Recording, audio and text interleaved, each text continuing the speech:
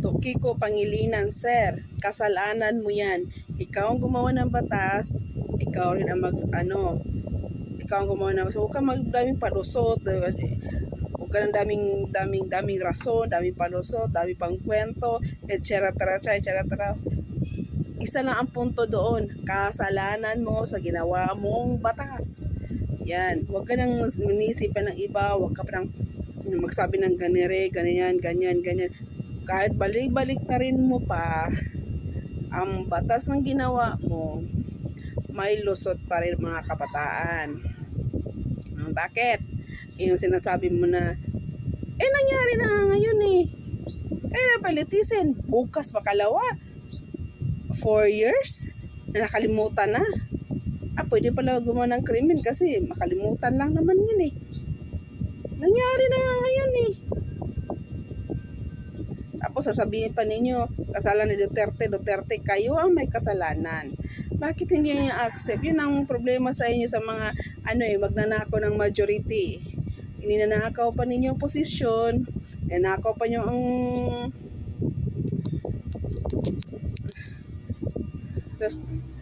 dami ka pang palusot. Yan ang nangyari mo. Yan ang nangyayari. Kasi pwede gumawa ng krimen ang mga kabataan. Lilitisin sa saktong edad, kailan pa?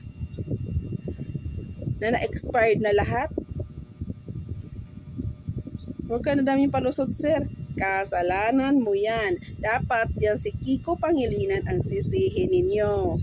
Yan, napay si Auntie Claire, sinisisi si Digong. Ando na nga sa dahig si Digong eh. Sinisiso pa si Digong. May mental din to si si Claire Castro eh. Kaya nga Claire Castro, bumaba ang rating ng amo mo dahil sa'yo. Ayan. Ako pa, nitong BBM or sino man, i-kick out niyo si Auntie Claire. Yan. Ako pa sa inyo, i-kick out niyo si Auntie Claire. At ito rin si Kapunan, dagdag ko rin. Si Kapunan din, sabi niya, iiyak ba kayo sa manamatay sa AGK? Ba't ko naman iiyakan? Hindi ko naman kamag-anak yan. Hindi ka nga umiyak eh. Pira lang habol mo eh, kasi may bayad sa'yo eh. Patanda ka ng patanda, abogada ka eh. Wala ka rin eh.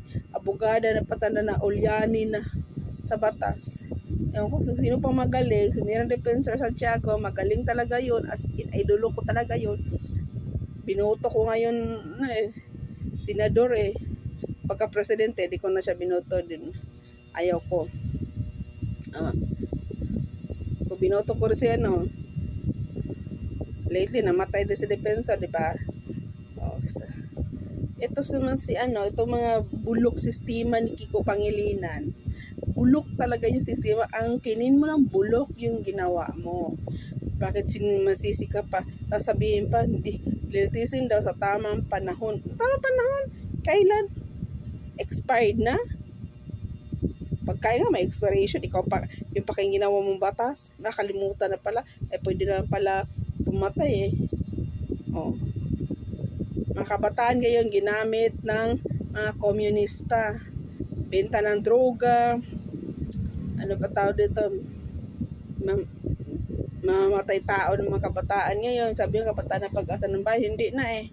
Sa ginawa.